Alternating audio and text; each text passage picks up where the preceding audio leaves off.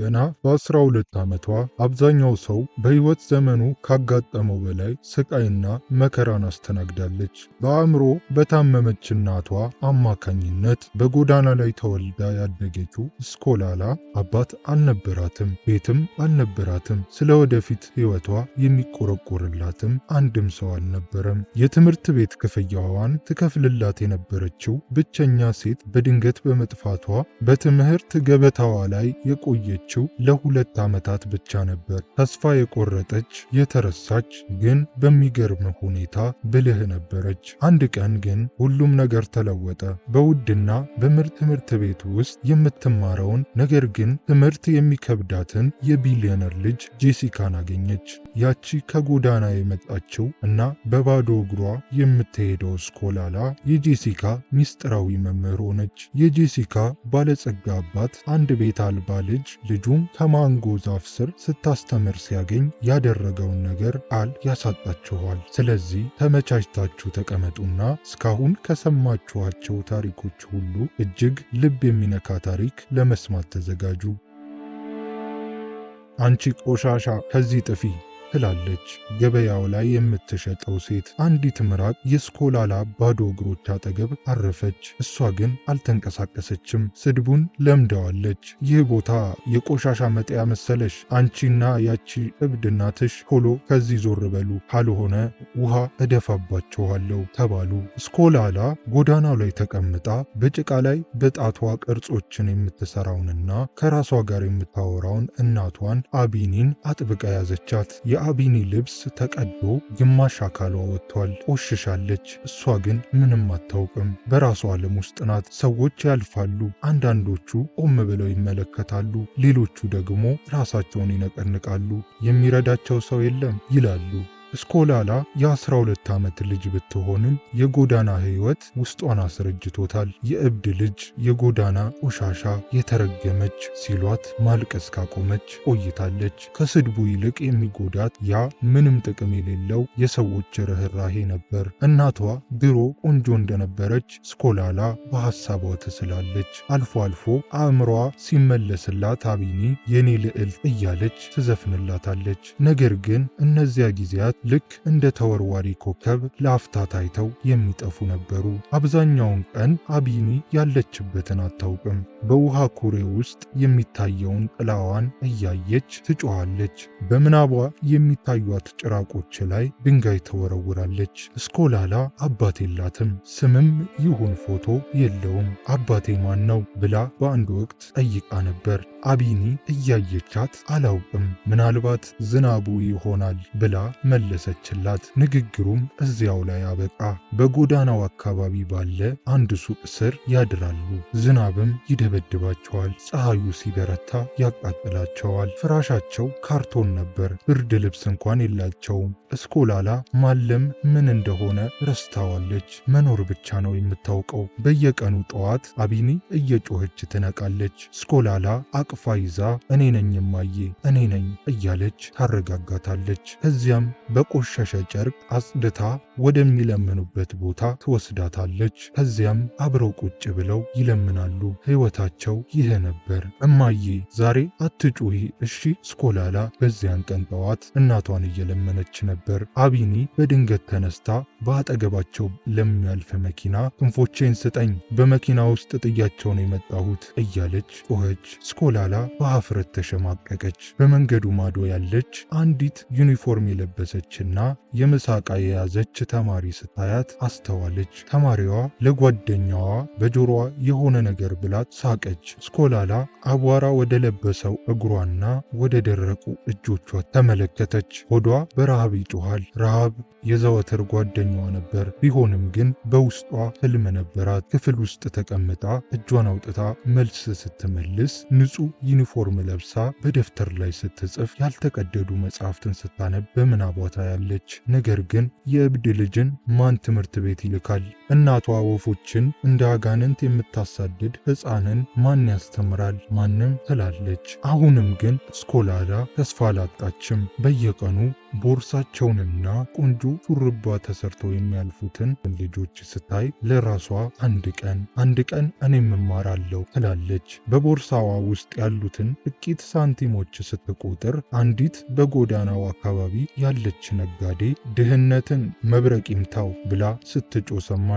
ስኮላላ ዞር ብላ አላየቻትም። እናቷን አጥብቃ ይዛ አሜን አለች። ስኮላላ ሆዷ በረሃብ እየተቆረጠ ከእናቷ ጋር ተቀምጣ ሳለ በአንዲት የምግብ ቤት ባለቤት ዓይን ውስጥ ገባች። ሴትየዋ ሊንዳ እባላለሁ፣ ስምሽ ማን ነው ብላ ጠየቀቻት። ስኮላላ ስትል መለሰች። ሊንዳም የምግብ ሳህን ሰጠቻት። ስኮላላ ተጠራጠረች፣ ምክንያቱም አንድ ሰው ያለ ምክንያት ምግብ አይሰጥም ብላ አሰበች። አይዞሽ እኔ እንደ ሌሎች አይደለሁም አለች ሊንዳ። ሊንዳ ስኮላላን ወደ ምግብ ቤት ወስዳ ሰራተኛዋ አደረገቻት። እሷም ትጠርጋለች፣ ሳህን ታጥባለች። አንድ ቀን በአሸዋ ላይ ቁጥሮችን ስትጽፍ ሊንዳ አየቻት። ይህንን ከየት ተማርሽው ብላ ጠየቀቻት። ከመንገዱ ማዶ ካለው ትምህርት ቤት በመስኮት እያየው ብላ መለሰችላት። ሊንዳም ደብተርና እርሳስ ገዝታ ሰጠቻት። ከጥቂት ሳምንታት በኋላ ዩኒፎርም ገዝታ ወደ አንድ የመንግስት ትምህርት ቤት አስገባቻት። ስኮላላ በጣም ጎበዝ ነበረች። አስተማሪ የጠየቀውን ሁሉ ቀድማ ትመልሳለች። ሕይወቷ የተስተካከለ መሰላት። ነገር ግን ደስታዋ ብዙም አልቆየም። ሊንዳ ወደ ለንደን ልትሄድ እንደሆነ ነገረቻት። እኔ ብቻዬን ነው የሚሄደው። እስከዚህ ሴሚስተር ድረስ ክፍያሽን ከፍያለሁ። ምናልባት ፈጣሪ ሌላ ሰው ይልክልሽ ይሆናል አለቻት። ሊንዳም ሄደች። ማንም ተሰናባች አልነበራትም። የትምህርት ቤቱ ርዕሰ መምህር ጠርተው ክፍያ ካልተከፈለ መቀጠል አትችይም አሏት። ስኮላላ በትምህርት ቤቱ በር ላይ ለሰዓታት ቆመች። ሊንዳ ትመለስ ይሆን ብላ ጠበቀች፣ ግን አልተመለሰችም። ወደ ቤቷ ለመሄድ ፈለገች፣ ግን ቤትም አልነበራትም። የቆዩበት ቦታ በሌላ ሰካራም ተይዟል። እናቷ አሁንም በጎዳናው ዳር ላይ ናት። በዚያን ሌሊት መሬት ላይ ተኝተው አደሩ።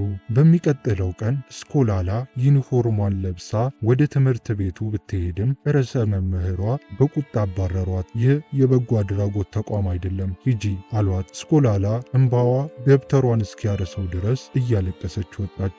ቢሆንም ግን ተስፋ አልቆረጠችም። ኩዊንስ ክሬስት ወደ ተባለው እጅግ ዘመናዊ ትምህርት ቤት አጥር ስር ሄዳ በመስኮት ትከታተል ጀመር። ከአንድ የማንጎ ዛፍ ስር ሆና መምህራኑ የሚሉትን ሁሉ ታጠና ነበር። ነገር ግን ተማሪዎቹና መምህራኑ ባዩት ቁጥር አንቺ እብድ፣ እዚህ ምን ታረጊያለሽ እያሉ ያባርሯታል። በድንጋይ የሚመቷትም ነበሩ።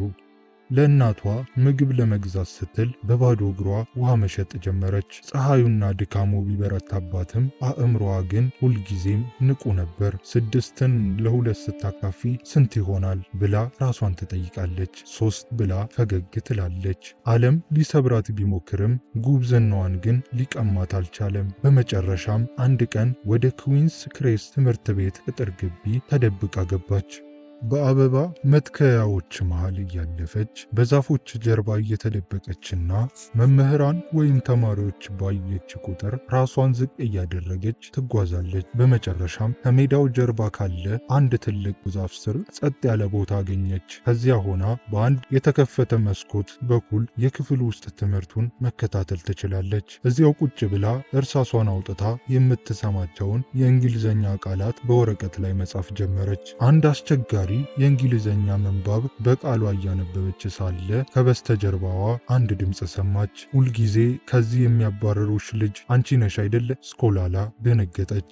ልቧም መምታቱን ያቆመ መሰላት። ዞር ስትል የእሷው ኩያ የሆነች ጸጉሯ በሚያምር ሁኔታ የተሰራ ዩኒፎርሟ ንጹሕና በደረቷ ላይ ጄሲካ የሚል ስም የተጻፈበት መለያ የለጠፈች ልጅ ቆማለች። እዚህ ምን እያደረግሽ ነው ብላ ጄሲካ ጠየቀቻት። ዝም ብዬ በመስኮቱ በኩል እየሰማው ነበር። ጄሲካ ራሷን ዘመም አድርጋ ለምን ስትል ጠየቀቻት። ስኮላላ ግራ በመጋባት መማር ስለምፈልግ ነዋ አለች። ጄሲካ ወደ እሷ ቀረብ ብላ ወደ ክፍል አትገቢም ስትል ጠየቀቻት። አልገባም፣ እናቴ ታማሚ ናት፣ የምኖረውም ጎዳና ላይ ነው ስትል ስኮላላ መለሰችላት። ጄሲካ ቀና ብላ ሰዎች በእኔም ላይ ይስቃሉ አለች። ትምህርት አይገባትም እያሉ አባቴ ገንዘብ እየከፈለ ክፍል እንደሚያስቀጥለኝ ያወራሉ። ስኮላላ በመገረም አየቻት። ጄሲካም ቀጠለች፣ ክፍል ውስጥ የሚያስተምሩት ምንም አይገባኝም። ሁሉም ከኔ ቀድመው ይሄዳሉ። ከረጅም ዝምታ በኋላ ጄሲካ መጽሐፉን አውጥታ ይህንን ነገር ልታስረጅኝ ትችያለሽ? በፍጹም አልገባኝም አለቻት። ስኮላላ መጽሐፉን ተቀብላ በጥቂት ደቂቃዎች ውስጥ ጄሲካ ሴሚስተሩን ሙሉ የከበዳትን ትምህርት በግልጽ አስረዳቻት። ጄሲካ በመገረም ገባኝ፣ በመጨረሻም ገባኝ እያለች ጮኸች። ስኮላላም አንቺ ትምህርት የማይገባሽ ሰው ሆነሽ አይደለም አለቻት። ምሳ ሰዓቱ ሲያል ጄሲካ ነገ ትመጫለሽ ስትል ጠየቀቻት። ያባረሩኛል ስትል ስኮላላ መለሰች። ጄሲካም እዚሁ ቆይ ብላ ሮጣ ሄደች። ከጥቂት ደቂቃዎች በኋላ የትምህርት ቤቱን ጥበቃ ይዛ ተመለሰች። ይህች ጓደኛዬ ናት፣ ስኮላላ ትባላለች። ነገ በምሳ ሰዓት እዚህ ትመጣለች፣ እንዳትከለክሏት አለችው። ጥበቃው ግራ ተጋብቶ ግን እሷ ሲል ጓደኛዬ ናት አልኩ፣ ይህ ትምህርት ቤት ደግሞ የአባቴ ነው አለችው። ጥበቃው ምንም ሳይል ፈዞ ቀረ። በዚያች ሌሊት ስኮላላ ለመጀመሪያ ጊዜ በደስታ ተኛች። ከዚያን ቀን ጀምሮ በየቀኑ ከማንጎ ዛፉ ስር መገናኘት ጀመሩ። አንዷ ባዶ እግሯን የተቀደደ ልብስ የለበሰች፣ ሌላኛዋ ደግሞ በባለሙያ የተዘጋጀ ምሳ የምትበላ ባለጸጋ።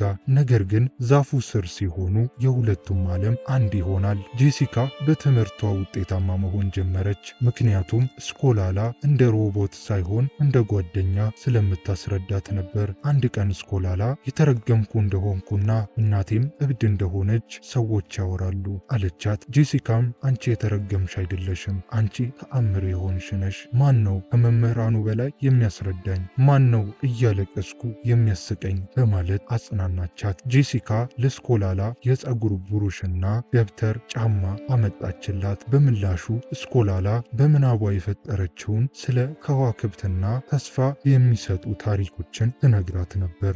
ይህ ጓደኝነታቸውን በሚስጥር ያዙት። ጄሲካ ስለ ስኮላላ ለአባቷ ጓደኛዬ ባዶ እግሯን የምትሄድ የጎዳና ልጅ ናት ብላ ለመናገር ፈርታ ነበር። አንድ ቀን ላይ ስኮላላ ቀረች። ጄሲካ በጭንቀት ስትጠብቃት ቆይታ በመጨረሻ ስኮላላ እየሮጠች መጣች። እናቷ አእምሮ አንስታ በመኪና መንገድ ላይ ልትገጭባት እንደነበረና በዚያው ምክንያት እንደቆየች ነገረቻት። ጄሲካም አንድ ቀን ለአባቴ ነግረዋለሁ ስትል አልገባችላት። በሚቀጥለው ቀን ጄሲካ ከማንጎ ዛፉ ስር ስኮላላን እየጠበቀች ሳለ የአባቷ ጥቁር መኪናዎች ወደ ግቢው ሲገቡ አየች። አባቷ ያለ ቀጠሮ ትምህርት ቤት መጣ። ጄሲካ ደነገጠች። በዚህ መሃል ስኮላላን መጣች። የጄሲካ አባት ከመኪናው ወርዶ ወደ ልጁ ሲመጣ ስኮላላን አያት። ጄሲካ እዚህ ምን እያደረግሽ ነው? ይቺስ ማናት? ሲል ጠየቀ። ጄሲካ በድፍረት ቆማ ይቺ ጓደኛዬ ስኮላላ ናት። በትምህርቴ ውጤታማ የሆንኩት በእሷ እርዳታ ነው። በየቀኑ በምሳ ሰዓት ታስጠናኛለች አለችው። የጄሲካ አባት በዝምታ ወደ ስኮላላ ተመለከተ። ወላጆችሽ እነማን ናቸው? ሲል ጠየቃት። ስኮላላም አባቴን አላውቀውም፣ እናቴ ደግሞ የአእምሮ ህመምተኛ ናት፣ ጎዳና ላይ ነው የምኖረው አለችው። የጄሲካ አባት ለጥቂት ጊዜ አሰበና ወደ እናትሽ ውሰጂኝ አላት። ስኮላላ እንዳይጎዳቸው ፈርታ ነበር፣ ግን ተከተሉት። እናቷን በዚያ ምስኪን ሁኔታ ሲያያት ልቡ ተነካ።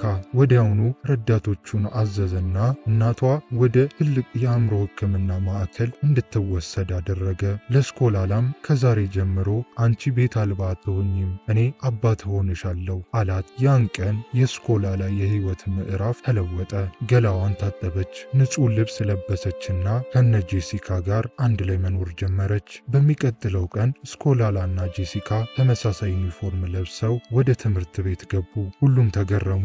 ያቺ በመስኮት ትመለከት የነበረች ልጅ ዛሬ በዋናው በር እንደ ተማሪ ገባች። ስኮላላ በትምህርቷ እጅግ ጎበዝ መሆኗን አስመሰከረች። መምህራኑ ይቺ ልጅ ከየት የመጣች ናት እያሉ ተደነቁ። እናቷም በሕክምናው ታግዛ ቀስ በቀስ ማገገም ጀመረች። ከብዙ ጊዜ በኋላ እናቷ ስኮላላን አይታ አንቺ ልጄ ነሽ ስትላት ስኮላላ በደስታ አለቀሰች። የጄሲካ አባት ስኮላላን ጠርቶ የልጄን ሕይወት ለውጠሻል፣ የኔንም ጭምር፣ ካሁን በኋላ ልጄ ነሽ አላት። ስኮላላም በድጋሚ ከማንጎ ዛፉ ስር ሆና ወደ ሰማይ አየች። ስሜ ስኮላላ ይባላል። የጎዳና ልጅ ነበርኩ። ዛሬ ሁሉም ነገር ያለኝ ልጅ ሆኛለሁ በማለት አመሰገነች።